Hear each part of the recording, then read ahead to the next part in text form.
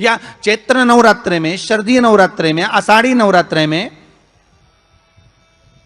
आदिक पौष नवरात्रे में हम शंकर की, हम जगतजननी जगदम्बा की जब स्थापना करते हैं, या हम नूतन घर का प्रवेश करते हैं, या गणेश जी की स्थापना करते हैं, या कोई दुकान को प्रवेश करते हैं, या कोई शुभ कार्य करने के लिए अग्रण्य होते हैं, तो हम कलश की स्थापना क्यों करते हैं? आज शिव महापुराण में शुरुआत में अपन शिव और पार्वती की यही संवाद को लेकर चलते।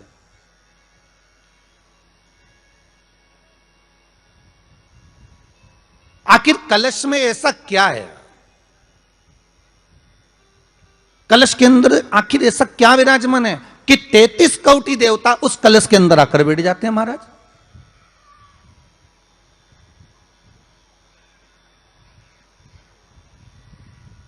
आप कोई यज्ञ करने जा रहे हो, आप कोई पोथी पुराण करने जा रहे हो, आप कोई अच्छा कार्य करने जा रहे हो, तो ब्राह्मण देवता कह देते कलश की स्थापना होगी, कलश की शोभा यात्रा निकलेगी, कलश यात्रा निकलेगी, कलश विराजमान होगा।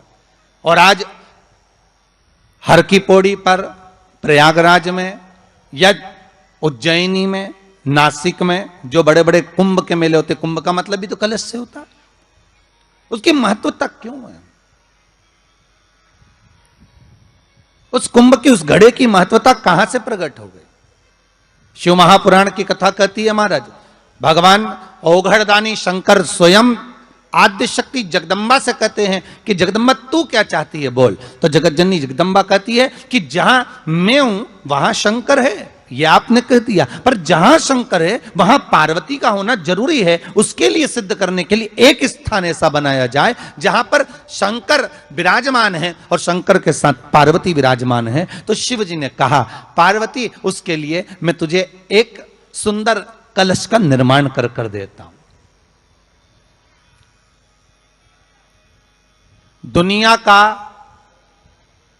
रचनाकार, दुनिया की रचना करने वाले महाराज, संपूर्ण ब्रह्मांड की रचना करने वाले, जिनको भगवान शिव ने स्वयं ब्रह्मदेव से कहा है कि ब्रह्मा जी तुम सृष्टि खंड को आगे बढ़ाइए, सृष्टि की रचना करिए। और आज ही के दिन, यही चैत्रीय प्रतिपदा के दिन, यही इसको कहते हैं नया संवत्सर, नया वर्ष।